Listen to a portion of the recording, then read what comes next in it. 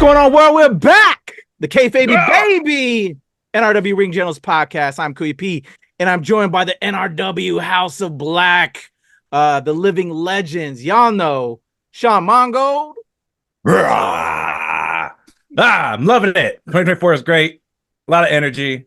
Let's you go. got my new ADHD medicine, so I'm ready to go and talk about shit. I love it. Let's go. Stay medicated, but stay high. And of course, my man Webster Style. How are you, sir? Oh, we can't hear you. Can you hear him? I can't hear him. I can't hear him either. You're starting off. Mic cut out. Mic cut out. We are having some technical difficulties. I'm sure in a second, my man Webster Style will be bringing it. Sean, let's talk to until he gets him up. Until he's up in here. How you feeling, man? I'm feeling pretty good, man. It's been a crazy start to the year. I'm back. There he is. Hey, there he is. That's strange. Go ahead and kick us off, and then we'll throw it back to Sean. Okay. Good. Yeah. I'm here. A lot of crazy things in wrestling this week, especially yesterday at the time of this recording. We have said before, we've all expressed our love for the diversification of wrestling, to having a viable quote unquote number 2 option again. But I think one of the things that we all have talked about is that Tony needs to shut up and stay off of Twitter. We want him to shut up, but at the same time, I don't know about it. It's entertainment. I don't. So it may be better he shuts up. It's entertaining. I'm saying it would be entertaining if the tweets were meant for entertainment, but I think he's legitimately feeding trolls right now and just being upset. Yeah. And I saw that, and I saw the whole impetus. And if you don't know what we're talking about, ladies and gentlemen, basically Tony Khan kind of got in his feelings with the fans because they didn't feel as though they were getting WWE enough crap for the Jinder Mahal versus Seth Rollins championship match slated for, at the time of this recording, next week on Raw. But they were getting crap for Hook calling out Samoa Joe and talking about Hook has a 28-1 record, yada yada yada. And I think we all said, why are you talking about WWE? First and foremost, why does this concern you? Why was he retweeting USA Network when the USA Network literally responded to some random super fan and then retweeted the USA Network and was just like, well, Hook is this, that, other. And then Jinder Mahal retweeted it all and was like, who the fuck is Hook? Yeah, who the fuck is Hook? I was like the tweet between Eric Bischoff calling Tony a clown. Those are my 2 best tweets that I loved of that whole exchange. and no offense. Jinder was, I'm like, yeah, okay. Jinder, look, love him or hate him, Jinder Mahal is known internationally. Yeah. And he's been a former WWE champion. Right. Unlike Hook, unlike Abaddon, when they were trying to make those comparisons. Right. I just thought, why are you talking about a rival promotion that way? At least as far as Tony's concerned. Why are you concerned about who they're putting on in a championship match? And, they have history. Exactly. They have history back in NXT a long time ago. And it's just like, I don't get it. Hook and Samoa Joe have no history. None whatsoever. Hook has only had 1 title, and it's not even an AEW title. Right. He has never had the TNT title. He has never had the Continental title, the international title, the tag team title. He's never had a fucking one. Right. And you give him a title match. And also, it's unbelievable. He's a 22-year-old, 23, whatever, how old he is, tiny little, man against Samoa Joe. Right. Jinder Mahal is a fucking monster and towers over Seth Rollins. That's believable. Right. And I'm sorry, but Jinder Mahal has, whatever time he took away, he's been, studying tape. He's been practicing because his promo work is just through, I remember him kind of getting caught up a little bit by the booze when he was champion. And I was like, man, this guy's rough. But to come out against The Rock and keep composure, not stutter, not fuck up. He just went in, and then even against Seth, who's also a great promo, went head to head with him. Do you see Hook doing that? No. Hook don't talk, dog. Right. Look, That that's part. what we said last week. That part.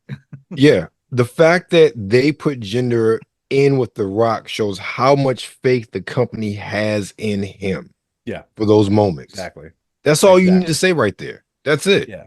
And I'm sorry, but like a win-loss record means nothing in a predetermined fucking. You know what I mean? Like I don't it has understand that. no, like, even some of like the reason, like, why was Jay Lethal in the fucking Continental Classic? He's lost every fucking match, but you put him in a tournament, and then he also loses every single match. So by your logic, you make no sense, even by your own logic. Hook should have been in that tournament. Yes, absolutely. If he's 28-1, and that means something, why wasn't Hook in that fucking tournament? Yep. Why is not Hook in that tournament? Why is he not sniffing in a TNT title?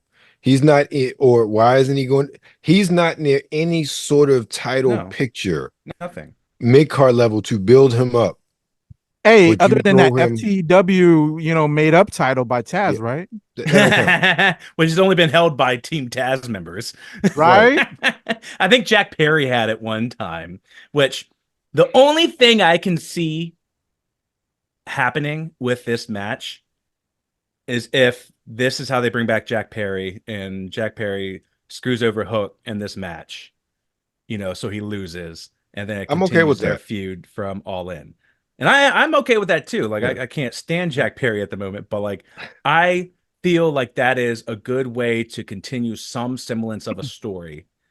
You know what I mean? Because it kind of, obviously, since he got suspended along with CM Punk back at All In, they weren't really able to continue that, and Hook kind of got lost in the void there. And then he like teamed up with Orange Cassidy for a little bit, and then teamed up with random people, then back with Danhausen, and then like they just didn't know what to do with him after that. So I really hope this leads to Jack Perry. I can't believe I've said that.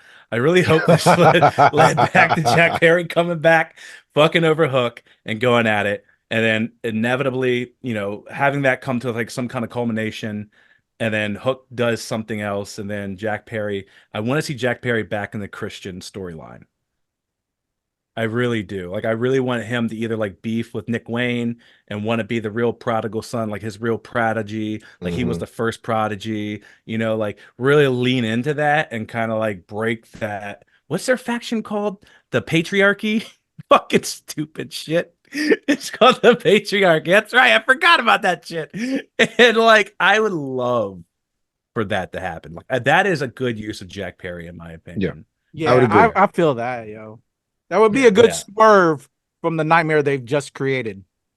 Because the real person that needs to go against Samoa Joe is Swerve. Yes.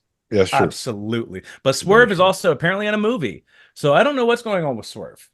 Yeah, so I saw something about that. I didn't dive into it anymore. Yeah. So I don't know how much time that's going to take up. I don't know what that's going to entail.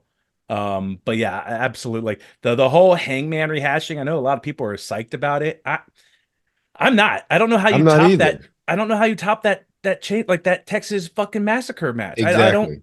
How do you don't top go that? back to that? You don't. And that was only a month or two ago. Right. And then Hangman comes back and he's yelling at Samoa Joe and he's yelling at everybody, but then he just puts his sights back on Swerve. I'm not gonna lie, I want to see it, but you need to let it sit for a while. It's too damn close to when it did happen. So return to it in a year, 6-7 months. Yeah, it just needs some space. What do you do after a fucking Texas, whatever the fuck they called it, massacre match? Yeah, like what do you do after that? Yeah, steel cage. But that seems kind of, I don't know, lessened from what they did. I mean, the fucking barbed wire, fucking the drinking the blood. Like, there's so many amazing spots in that fucking match, and now I feel like I don't know. I feel like they're bogging it down by having another match because I don't know how you top it. That is, and maybe they shock us. Maybe they do. I don't know, but like, that's literally the same criticism we have been giving WWE for years about going back to the well with the same matches and the same matchups over and over again. And it's boring. That match was great. We don't need to see it again. You don't need, like, that story was done. Let it die. Or at least let it lay fallow for a while. You come back to it and actually write up a storyline where they actually are feuding again for some reason.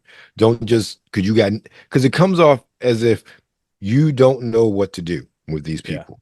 Yeah. You have not been able to really, and this is the one thing about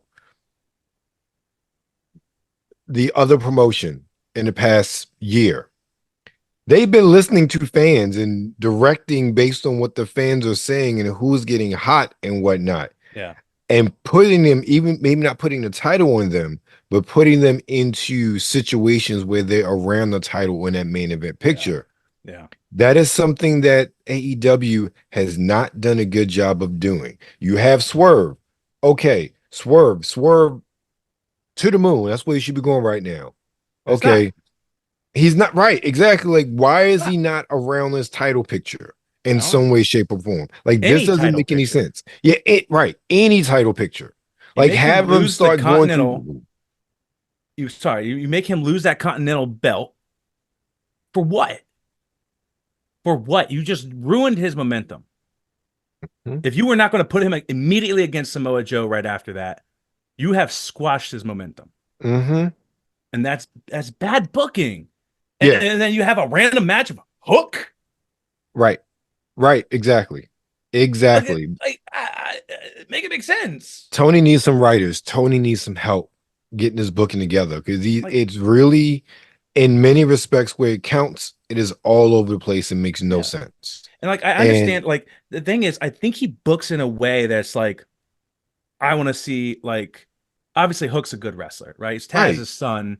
You know, he does all of Taz's moves, you know, and you know, he's kind of been booked a little unstoppable a little bit. You know what I mean? You know, like recently he's been getting kind of beat down a little bit more when he's been like in tag matches and shit like that. But you know, like his mindset goes, oh, Samoa Joe's obviously a veteran wrestler. Hook's a new wrestler. They're both amazing wrestlers. Let's put them together. And that is, in my opinion, what goes through their mind. And in a way I can see that, but like, to me, like, this shit is like soap opera. Like, the shit needs a story. That's exactly what it is. It needs to make sense. And you can't just be like, oh, he does really good technical shit in the ring. He does good technical shit in the ring. They could have a couple good spots. Let's have that match. And that's literally what goes through their heads. It doesn't make it make sense. Tell me when I'm telling lies. You're not. He books for the wrestling matches and not for the story. Like, oh, this will make a good match. Don't get me wrong. I think Hook and Samoa Joe will be a good match, but you need to have a story behind it. It needs to make sense. This is storytelling at the end of the day, which ends up in two meaty, sweaty men slapping against each other in a ring, or two women of different proportions, or sometimes slapping against each other in a ring. But there's a story as to why we get here, and a story that you want to somewhat make sense. Going back to the soap opera thing, this is the thing, and I thought about this last week. Okay, so I watch Young and Restless religiously. That's what happens when you are home with your great grandmother and grandmother after elementary school when you're growing up. So I watched Young and Restless, Bold and Beautiful, all of that. I probably stopped watching 10, 15 years ago, like religiously. I used to tape it and everything, right? I literally, they had like Shamar Moore came back. I'm like, oh, how they going to rope him in? So I looked at it on Paramount Plus, right? I haven't watched Young and Restless in 10, 15 years. I can still pop into Young and Restless and figure out what's going on. I can do that with WWE, especially now with better storytelling. I cannot do that with AEW. I can't just pop in and kind of figure out what's going on, because things come off at times and it's kind of thrown together and no real story. And this Hook Samoa Joe thing, while I love it on paper, the wrestling wise, as a wrestling fan, I want the story. I want the soap opera. That's what makes it even more intriguing. That's what gives the match weight and substance instead of just having a good match. You know, that is a good, like what you just said right there. Like when you, like, you know, how you said like, oh, I can jump into Young and Restless and immediately know what's going on because they have, like, you have that knowledge of everything in the past and the story from the past. And I feel, you know, it's the same way with WWE. And like you said, we've been going back, me and my wife, and we've been watching like all the old pay-per-views. recently, like the past few weeks. Like went back and watched like all the Royal Rumbles, went back and started now we're on the Survivor Series, and it's like every single time we're watching, because we don't always watch in an order either, we just kind of like jump around, so it's kind of sporadic a little bit, but like WWE has always been really good at putting together packages about why these people are fighting, what's going on, like why are they feuding, why do they hate each other, you know, what's the history behind them, you know. And it's like they have a good idea, so I can immediately be like, oh, okay, so this is what's going on, and I'm right back in it. And a lot of times, you know, like I watched wrestling a long time when I was younger, so like some of the things I remember vividly, right? You know. And like we just watched the Survivor Series where WWE was versus the Alliance, which was ECW and some of the and Paul Heyman, and it was amazing. I was like, man, I forgot all about this. But like these do such a good job of like telling like the story, you know. Oh, Steph and Shane went over the Alliance and is feuding against Barbara and fucking Vince, and they have their own wrestlers and they're going against each other. I was like, man, this is dope. Like, you know, some of the shit's still corny, and you know, back in those days was whoo. There is some rough stuff. I'm like, whoa, bro, bro. They said that. Oh God, like one of their names for a fucking Kane back in the day. I was just like, woo, you can't say that anymore. But yeah, no, like, and it's very interesting, and like maybe that will come with time with AEW as they develop their own story, you know, because like I feel like in the very beginning they used to like try to like pull from other promotions, like stories from other promotions. I feel like they kind of like let off of that a little bit recently. Yeah. You know what I mean? Like they've become a lot more insulated. Yeah. Yeah. If it ain't like, New Japan, they don't really reference it. Yeah. Or ROH. Like, they used to reference everything. Right. There was no boundaries, but now I guess since they have kind of a partnership with New Japan, and they bought ROH, you know, that's the only things that they really mention. And ROH is just essentially NXT for AEW. Pretty much, yeah. So, but a couple more things for AEW, because I know we want to jump to other things real quick. So, MJF, do we think that he re-signed, or is he kind of out in the free agent because he's off the roster page of AEW? I think he's still there. I think he's still there. I honestly think, I don't know if he's re-signed, but I think they probably got a handshake agreement for the moment. Because if he hadn't re-signed, there would be a whole different sort of news cycle going on right now about a bidding war or phone calls. People can't. Yeah. I don't believe he's going anywhere. Someone said, watch it be like CM Punk and Cody, like the last two before the 30th person comes out, and the 30th person is going to be MJF. That would be the biggest holy shit. Holy really would. Yeah, holy man. Shit. I would die, but anyway, but yeah, one other highlight I want to mention: the Kiera Hogan Sky Blue match. Whew, ass match. Oh, the ass match. Man, them cameramen are fucking horny as fuck. Bless them. Bless them cameramen, bro. I was like, bro. And also, I'm just gonna say it, push Kiera Hogan, please. Like, yes. I've been saying that from jump. Yeah, I've been high on her. Like, I remember seeing her at MCW for my birthday back in like 2017, 2018. And man, I was like, bro, this chick, she can fucking wrestle. Like, she can throw down. Like, she's got it all. And I don't know what happened, because I also saw fucking Darby and Gigi Dolan. She was Priscilla, I think, at the time, because she was dating Darby Allin. And I remember seeing them. And then like Gigi gets picked up by NXT, and like it gets pushed like crazy, and then Kiera Hogan gets picked up by AEW, and like I don't know what the fuck they're doing with her. See, the thing with Kiera Hogan, and I feel you on that one, because I saw her in WoW, and then with Impact, now TNA, and like I loved her in both of those promotions. I know she held championships. She held championships in both, actually, now that I remember. Because I forget about the tag team belts. With WoW, it's kind of weird, because like they had the seasons, and when they came back, well, she'd already signed somewhere else, so you know she wasn't there anymore. But the storylines with her and Tasha Steelz in Impact and all of that, like I love that. And then you get to AEW, it's like, she was one of the baddies for Jade, and that's pretty much her claim to fame her whole time in. It's been over a year plus now. It's been almost 2 years. Yeah, and I know she's done some stuff in ROH, but still, like, when is she? When are you gonna push her? Why are you pushing all these white girls? Like, I'm not trying to be a dick. Hey, I am trying to be a dick. It's real though. Why are you pushing all these white girls? I'm just gonna come out and say it. Like, at least they're not all white and blonde hair, but majority of them are. Because now you got Mariah May in this motherfucker, which is literally fucking. And I don't know why they signed her. Tiffy Stratton, essentially, and now you got fucking fucking Deonna Purrazzo just showed up. So that's the only sign that I understand, but still, I think in general, it goes back to us talking about how they're booking their women's division. Yeah, they have a whole lot of talent, and I mean a whole lot of talent, and just aren't booking the women well at all. Like, look, the only person who has gotten over their hump right now is Tony, and that's because of her gimmick. Yeah, I can't even say it's because of her matches or anything like that. It's her gimmick, which is completely, you're right. Completely. It's a great gimmick, but no one else, and I mean no one else, is really over like that. So here's the one. Go ahead. Sorry.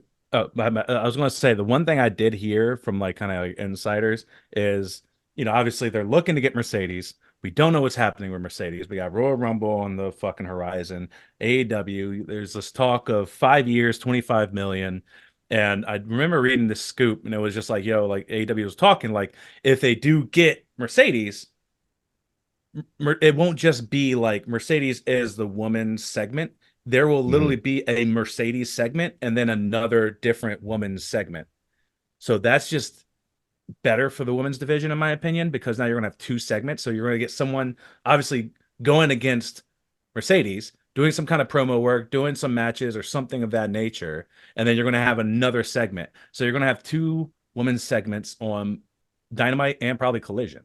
So that, in my opinion, is probably the best case. You know what I mean? Like, that's how you showcase your women. Let me tell you how I feel about that. I agree with you, but this is something I said way back when they were doing Dark and Dark Elevation. They really should have just like an hour-long women's show. 1 or 2, maybe 3 matches, just a bunch of storyline plot threads, because they did a little bit of that here and there on Dark and Dark Elevation, but they have enough women talent. An hour or 45 minutes of television based on what they have, because they aren't doing it now with most of the women. It shouldn't be that hard for them to do. I feel like that's just the way I think about it. I feel like that was something that Brandy was trying to do. And then obviously Brandy left once Cody left. But like I feel like that was something that Brandy was trying to do. Because I think she was very much an advocate for all the women. Right. But who knows? But anyway, that's enough of AEW, I think. Right. Yeah, let's head to WWE. Not a whole I mean, we talk about matches and everything, things are going, Seth, Jinder, things are going. Probably the biggest news this week is we had Obafemi win the what is it? The NXT North American Dominic. No. What he won last week, the tournament, the Breakout Star. Yeah. So he won the Breakout Star last week. And then he cashed in and beat Dragon Lee this week for North American title. So clearly they have big things in store for Obafemi. He's a beast, man. Yeah, sorry. Dragon Lee had his match against fucking shithead Lewis King or whatever the fuck, King Lewis. Oh yeah, Lexus King. Lexus King. There it is. That's right. Yeah. Fucking Brian Pillman Jr. God damn it. Thank you. And then he cashed in on Dragon Lee after Dragon Lee retained. Right. Yeah. So that's probably the biggest news, in my opinion, this week. But as far as wrestling wise, there's a lot of storylines that continue to go forward. Probably that quadruple threat match. Oh yeah, for Royal Rumble. Yeah. Royal Rumble now. Which, I mean, whatever. We know what's going to happen. But I thought that was smart booking, though. It was. Yeah. That was definitely smart to like showcase all of them, give them some shine. Yes, and still keep it on Roman. So you about to bring up something, Sean? Yeah, we didn't talk about what also happened on Raw. CM Punk and Drew McIntyre.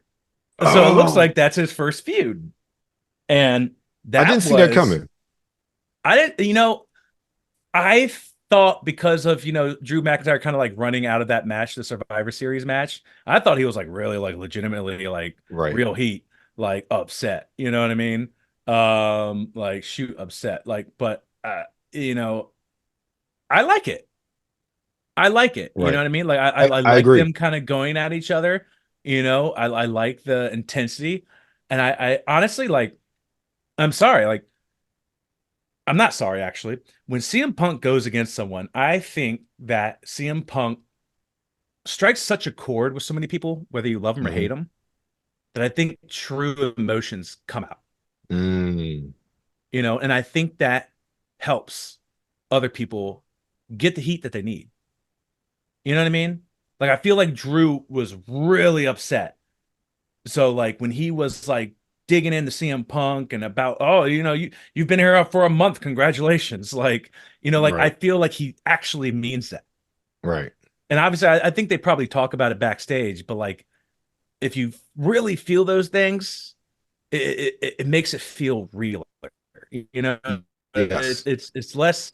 You don't have to act as much. You know what I Right. mean? Because you have those feelings, and I think that really helps. And I think CM Punk is obviously he's such a controversial person that a lot of people are upset at him or feel like a chip on their shoulder about him. That can only help them in their segments together. You know what I Right. mean?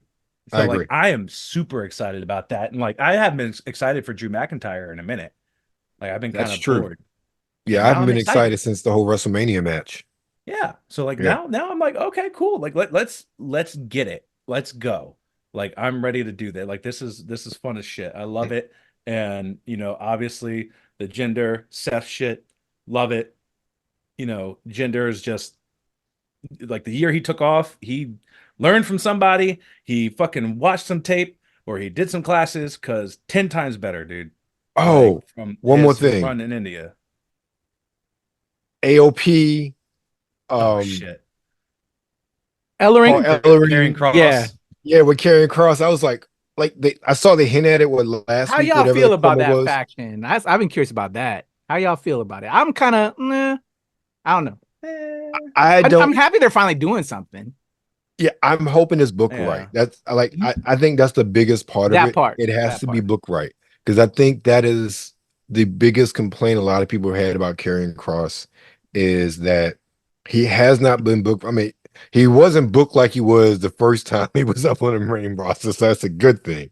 But just the booking that he's had hasn't satisfied people who are very reminiscent of his run in NXT, like myself. I will So disagree with that.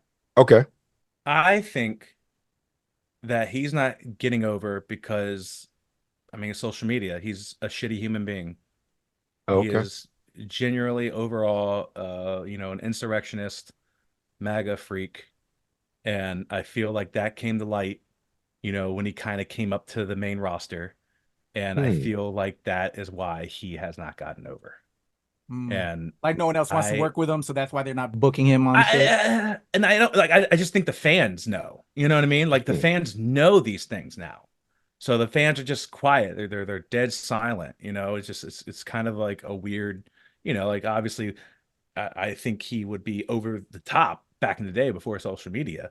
Obviously, like he has a look, but like, yeah, I can't get behind him. I'm just like, oh man, you're a shitty person. So is your wife. So is Scarlett. You know, like Yeah, yeah. I can't All root this is for news them. to me. I didn't know. Oh Yeah. wow. He's out there.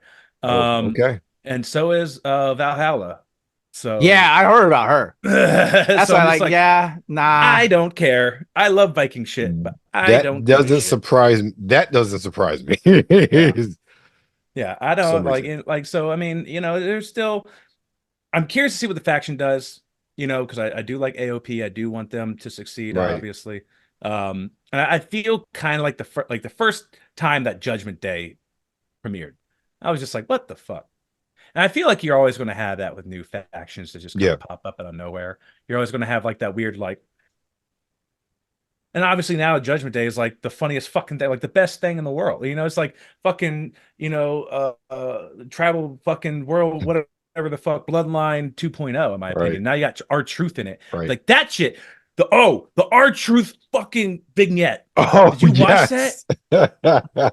Oh, Oh my when there's little God. kids and whatnot. Yes, Oh the man. AI pictures. I was like, bro, Oh. don't stop with the AI. But like, I was dying. He was like, when I was born, like I was talking to the doctor about my trajectory in my life. And I was like I can't stand RG. He is so funny. And like, bro, like the whole JD thing, like I'm living for it. Like it's just so fucking how can funny. you not like R-Truth? And then the awesome truth like connection again. Yeah. Like that's just good. And it gets me over. WWE, Like I'm just you go back to the booking, they're doing good things and they're swerving when they need to. yeah. So that they're listening. They're listening to fans and they're paying attention. Absolutely. One quick thing about WWE before we kind of run through this TNA pay-per-view real quick. So we know that the Raw rights have not been addressed. We don't know where Raw is going to go.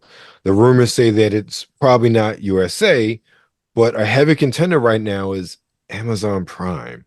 That's so interesting. Yeah. That's very interesting. But you know what? I think it's about time that some of those streaming services start vying for that. You know what I mean? Like there's such a just a normal household thing now. You know, between Netflix, Prime, Disney Plus, fucking Paramount. I guess Peacock already kind of has wrestling or WWE. Right, So, but they're doing football now too. Yeah, so I guess Peacock's kind of like the ones that started it, really. You know what I mean? But Peacock, not a lot of people have Peacock. You know, I feel like Peacock's not like one of the top ones. Obviously, like the Netflixes, the Hulu, and the Amazon Prime are like, in my opinion, the top three. So I definitely think it's about time one of them be like, hey, we want to jump on this train. You know, we want your content, we want your programming. You know, because who know, like, you know what I mean? Like, there's millions of fans. Like the Rock segment got 170 million views. The CM Punk got damn near the same. You know what I mean? Like, there's so many people looking at that shit. And if they want to watch it, oh shit, guess what? You got to go to Amazon Prime. You know? So I think that's awesome, but I did not hear about that. That's interesting. So I think it's going to be difficult. It's going to be interesting. It's going to change a lot of way we watch TV now. As it's already been changing, but it's going to really push it even further. Yeah, it's definitely been changing. But yeah, I'm curious to see what happens with that. But yeah, it's interesting. We talked about the Tony Khan tweet shit, right? Yes. Okay, I just want to make sure. Yeah. I can't remember. We've been talking for a minute. I'm just like, yeah. Did we? That's what we let off with. All right, let's run through this. So TNA is back. Impact is officially TNA again, and they had their first pay-per-view, Hard to Kill, this Saturday at the time of this recording, the 13th, and I'm excited for this, and I wanted to bring this up because I look at this card, and this card is just stacked wall to wall with just wrestlers. We got the X Division Championship match. Chris Sabin, who's a champion, versus Kushida versus El Hijo del Vikingo, and I believe he's been on. Has he been on AEW? Oh yeah. So he's been on AEW. Yeah. A bunch of times. Yeah, that's what I figured. So I know right there that match is going to be insane. Then a tag team, and this is the one that got me excited because Grizzly Young Veterans, they were in NXT UK, and then went over to NXT, and then became part of the Schism, and they went happy that direction they left, and I really enjoyed them as a tag team. So tag team matches a quadruple threat. So it's ABC versus Speedball Mountain, who is Speedball Mike, Shipwreck Mike, whatever his name is, I forget his name, and Trent Severin, formerly of Mustache Mountain, with Tyler Bate in the WWE and Progress and all those places, Grizzly Young Veterans, and then the Rascals. So that's going to be an insane match. Then the Knockouts Championship, and I'm not sure if Trinity's going to win this one, especially if all the rumors are concerned, but it's Royal Rumble. Trinity versus Jordan Grace for the championship, for the Knockouts Championship. Digital Media, which I could care less about, it's Tommy Dreamer versus Crazy Steve. I feel like Crazy Steve might walk away with this one. And the next one is Ultimate X matches are always ones that are just like off the wall. And this is the second women's Ultimate X. So it's Tasha Steelz, who I spoke for earlier when I was talking about Kiera Hogan, Giselle Shaw, Alicia Edwards, Jody Threat, who I'm not familiar with, Zaya Brookside, and then Danny Luna, who I'm not familiar with either. But it's an Ultimate X match. That is going to be insane. Is that like no holds barred? Yeah, explain that. It's basically steel cage. Ooh. It's like, think of it as a steel cage with instead of a briefcase is an X in the middle. Oh yeah. I've seen that. Okay. Yeah. So, and I just remember when it was like an actual 6-sided ring, and I have even though they're not going back to that, unfortunately, but I understand why, but still. And then his next match is one that I think shocked a lot of people because I'm not really that familiar with MLW like that. But I was familiar with Alex Hammerstone, who was like big dude, like big name from there, was a champion for a while, was in a faction with MJF when he was there as well. Well, he's going up against Josh Alexander, and Josh Alexander is fucking awesome in the ring. Yeah. In a match. And then for the TNA championship, which I'm not, I will be surprised if Alex Shelley walks out champion, but it's Alex Shelley champion versus Moose. Okay. So they have a stacked card, and then the next night they're doing another live event, Snake Eyes and Okada's on that and whatnot. It's like it's a crazy weekend in Las Vegas if you're there for wrestling. Yeah. Nice. That's interesting. All right. Yeah, I don't know who's going to win any of those. I mean, yeah. I'm pulling for Trinity. Like, I don't know. Like, what's the latest with Trinity's contract with Impact? Do you know? I heard. What I was watching maybe this morning, I think it was this morning, everything blurs at a certain point in time. I heard that the rumors are that she may win and then drop it at the TV tapings that happen during the course of the week. So, and then her contract will be up. But supposedly she'll be available by the time the Royal Rumble comes around. And I think that's where everybody is speculating she'll make her return for the WWE. Interesting.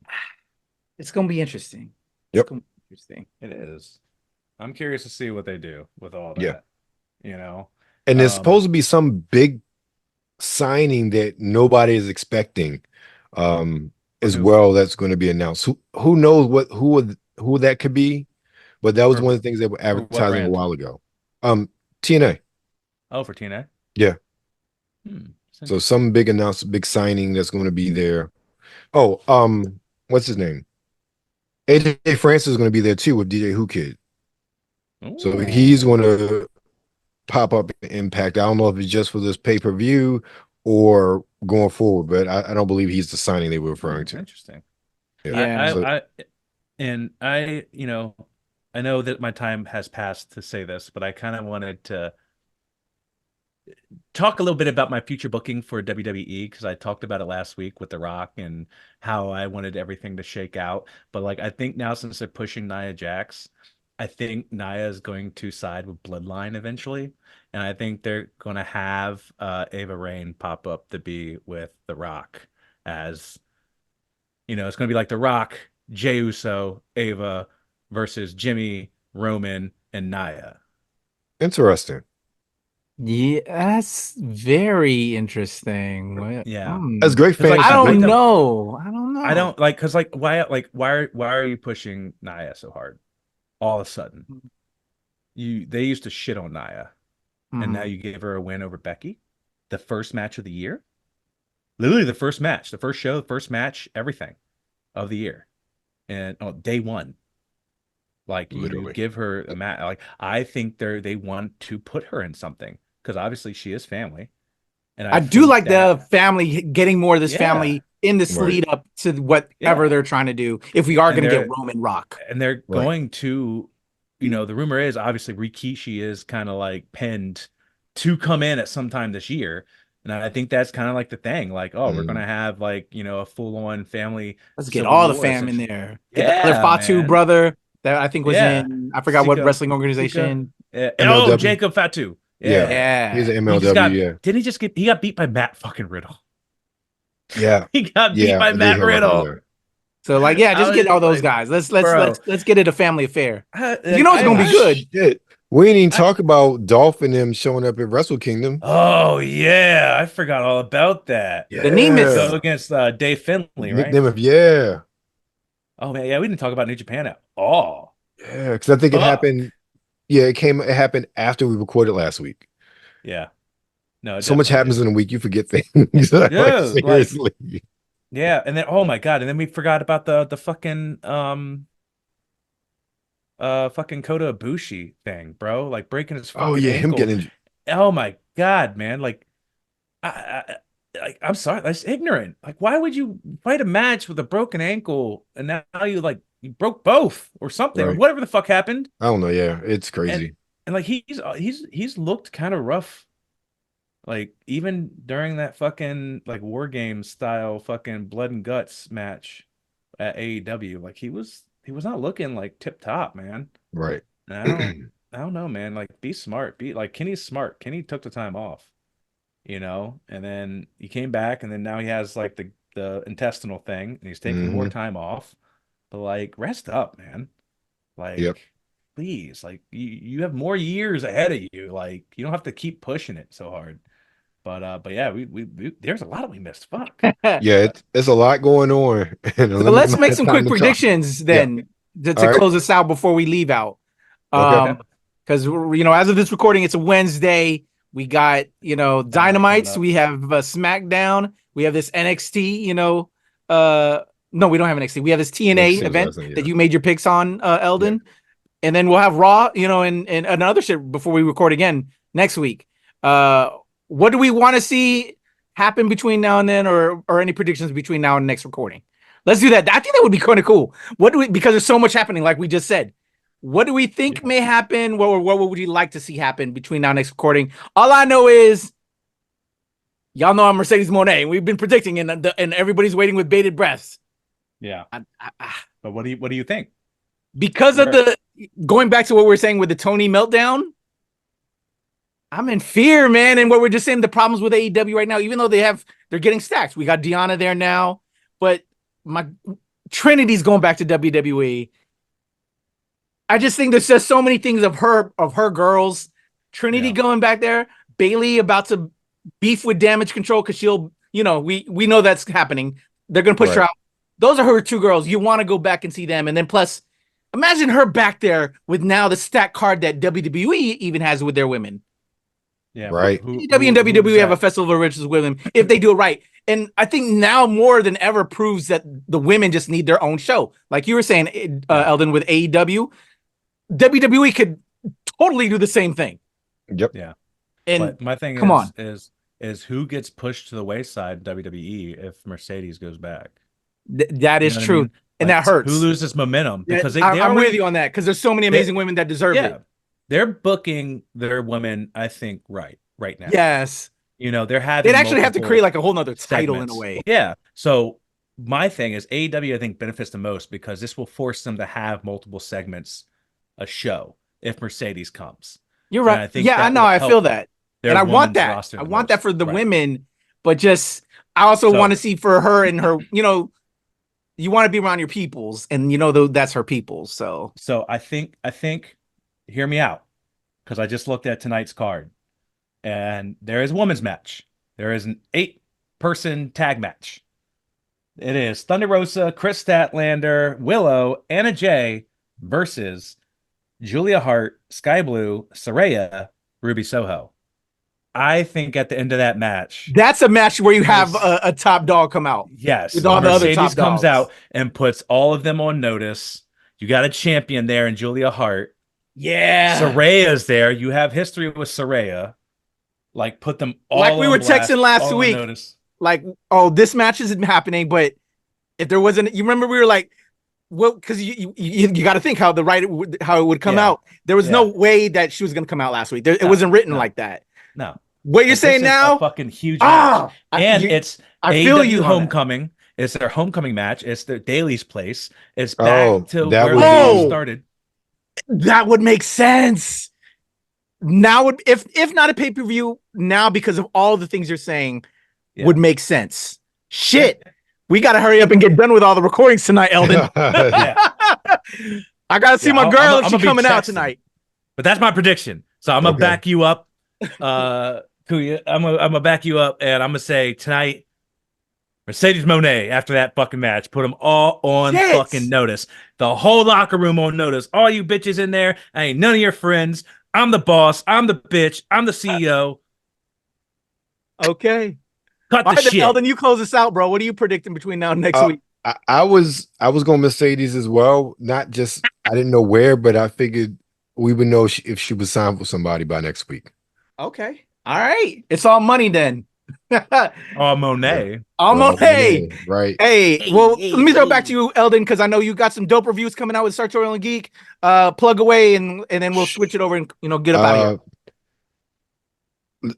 Before today, episode 176, whatever it is, a podcast. Anyway, I'm talking with the lovely Ren from Ren's Red Room about the whole Cat Williams crap. Today I dropped a interview. We should have talked about that matchup. Right. Well, really wasn't a matchup. He was slaying them all. Right, he was.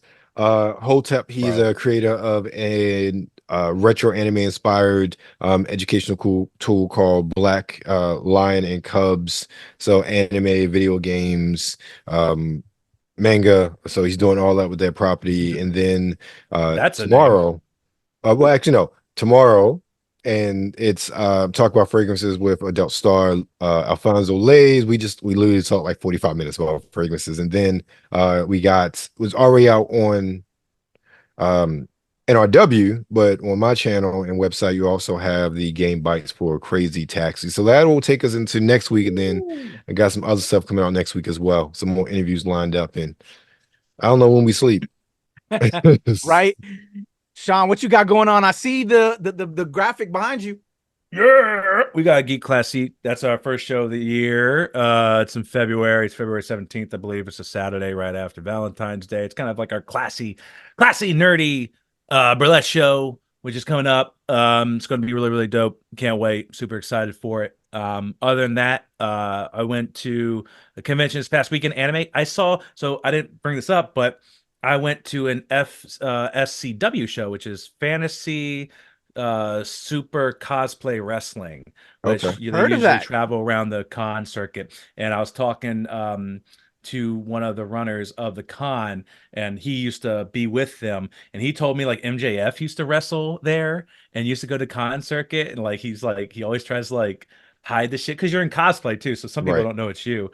But like Lady Frost was there this past weekend. Brittany Blake was there, who is one of Maki's friends. But like I was just like, wow, I was like MJF, and like he was just like rattling off all the names of people who like wrestled there and like came up from there, and like they had like a thing where it's like everyone wanted to be a specific character because of the woman, because whoever was playing that character constantly got called up.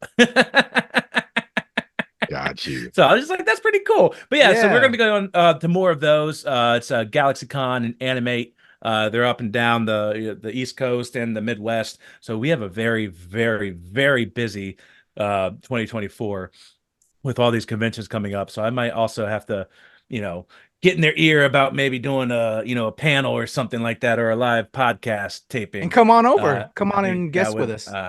Yeah. So I think that would be pretty dope. That's awesome. I think I remember Chris Statlander doing a lot of that too. As well. Yeah. Chris was another one that did it. That's awesome. I love that. But yeah, hey, y'all, stay tuned. If y'all want to see it, let us know in the comments. So Sean could be like, hey, man, our people want to see y'all. Let's talk panel. That would be awesome, man. And we're trying to do more too. So y'all let the cons know if you want to see the KayFabeyBaby squad, talk about some wrestling. That would be so much fun. So my man Sean, my man Webster Style. Again, their links are in the description below. Show love. For me, it's your boy Kuya P, the legend Kuya P on all things. Y'all know a ton of shit happening. We throw down. What I just record? The night they came home, the star Rufus Buck, he plays Rufus Buck. Charles Townsend, that interview's dropping this week of this recording. The Beekeeper, great, amazing new film. It's taking over from John Wick, starring Jason Statham. I talked to the director of photography. Look for that interview dropping this week and much more. Oh, the whole La Brea cast that from NBC. I talked to everybody there. They're closing out their final season. I talked to everyone. That's already up on the channel. So there you go. My boy Sean Mongo, Webster Style, your boy Kuya P. We're out of here as always in a 1, 2, 3. You come in my face, I'm gonna fight you. Well, you're not gonna bust a nut anytime we're in the ring. I'm gonna get off by cranking your knob just a little beyond the breaking point. When I get my hands on you, I'm gonna eat your ass like a pot of collard greens, baby. I'm gonna stretch his ass like it's never been stretched before. You can hide behind that commissioner stuff just so long until I jerk a knot in your ass. And if you don't think I'm big enough, then you grab a hold of me, and you'll know that I'm growing, my man. Within your hands, I will get as big as I need to be to do the job on you. All right, just jerk Helmsley off. There's one part of our bodies that's soft, and it ain't soft all the time, if you catch my meaning. I'm gonna come on you like nobody's ever come on you before. Just you and I getting it on like two men should do. Oh, no, that fits right. For you, boy. I'm coming hard.